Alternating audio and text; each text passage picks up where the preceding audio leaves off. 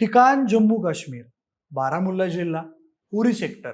नियंत्रण रेषेजवळचा एक रोजच्या सारखाच दिवस होता.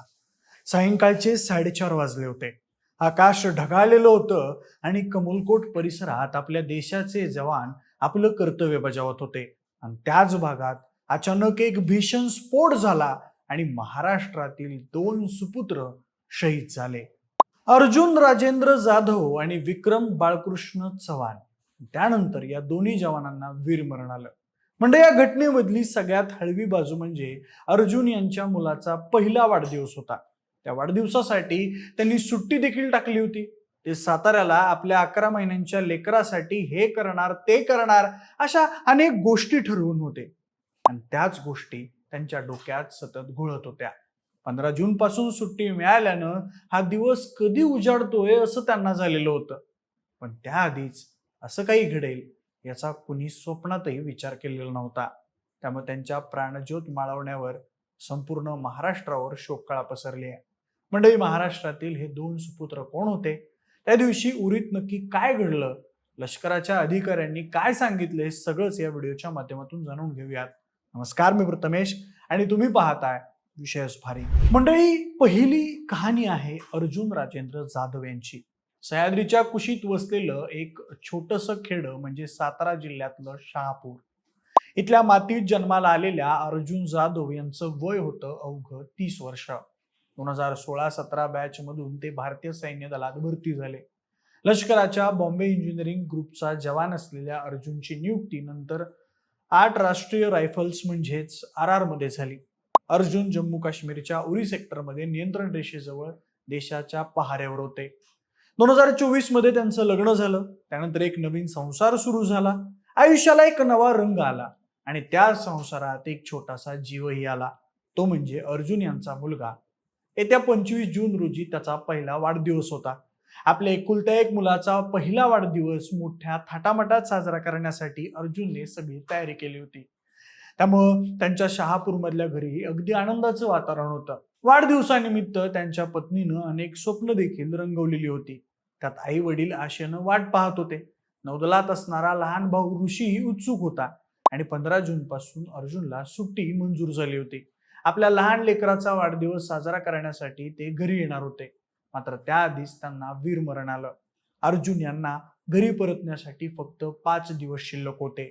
पण मंगळवारी उशिरा उरी सेक्टरमधील कमलकोट भागात नियंत्रण रेषेजवळ नियमित गस्ती दरम्यान अचानक भीषण स्फोट झाला. त्यात अर्जुन गंभीर जखमी झाले. त्यांना तातडीनं श्रीनगरमधील बादामी बाग छावणीतील लष्कराच्या बेस रुग्णालयात दाखल करण्यात आलं. पण त्यांना झालेल्या जखमा इतक्या खोल होत्या की अर्जुन राजेंद्र जाधव हे ट्रीटमेंट दरम्यानच शहीद झाले. म्हणजे त्यानंतर शहापूरच्या घरात ही बातमी पोहोचली तेव्हा त्यांच्या पत्नीचं जणू जगच उद्ध्वस्त झालं.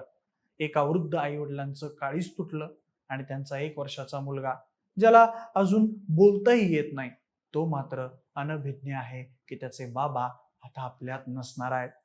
त्यानंतर मंडळी, दुसरी कहाणी आहे विक्रम बाळकृष्ण चव्हाण यांची. ऐरोलीतील विक्रम बाळकृष्ण चव्हाण हे देशाची सेवा करण्यासाठी आणि मायभूमीच्या रक्षणासाठी सीमेवर तैनात होते. विक्रम 8 राष्ट्रीय रायफल्स मध्ये कार्यरत होते आणि जम्मू काश्मीरच्या उरी सेक्टरमध्ये नियंत्रण रेषेजवळ तैनात होते.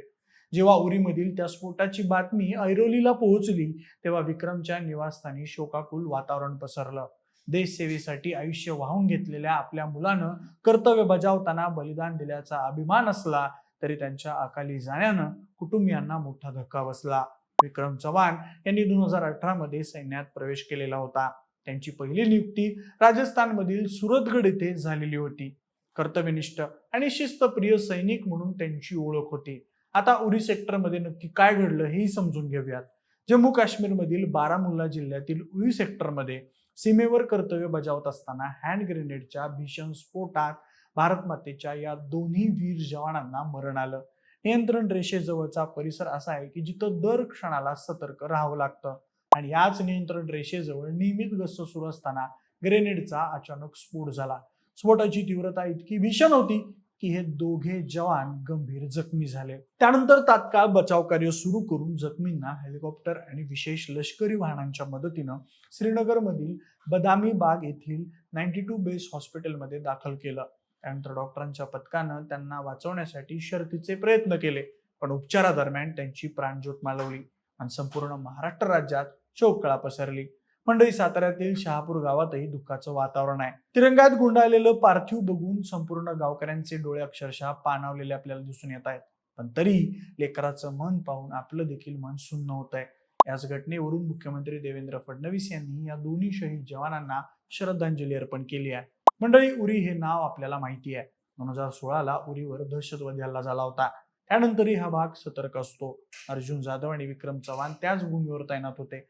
सैन्यानं या दुर्घटनेचा तपास सुरू केला असून आधी दुर्घटनेमागचं कारण अस्पष्ट होतं, पण आता हा स्फोट कसा झाला याची माहिती अधिकाऱ्यांनी दिली आहे. उरी सेक्टर म्हणजे हा नियंत्रण रेषेचा अत्यंत संवेदनशील भाग आहे आणि या भागात घुसखोरी आणि सुरक्षा आव्हानांमुळे इथे सैन्याची उच्च स्तरावरील गस्त वाढवण्यात येते. लष्कराच्या अधिकाऱ्यांनी दिलेल्या माहितीनुसार मंगळवारी उरी सेक्टर मधल्या कमलकोट लष्करी कॅम्पमध्ये नेहमीप्रमाणे शस्त्रांची आणि साहित्याची देवाणघेवाण सुरू होती आणि याच दरम्यान हँड ग्रेनेडचा अचानक स्फोट झाल्याची माहिती आता समोर आली आहे. म्हणजे देशासाठी जगणं आणि देशासाठी मरणं हे फक्त वीरांना जमतं. या दोन्ही वीरांच्या बलिदानाला विनम्र अभिवादन. बाकी या दुःखद घटनेविषयी तुमच्या काय भावना आहेत त्या मला कमेंट्समध्ये नक्की सांगा. सोबतच आपल्या विशेष भारीच्या YouTube चॅनलला सबस्क्राईब करायला अजिबात विसरू नका. धन्यवाद.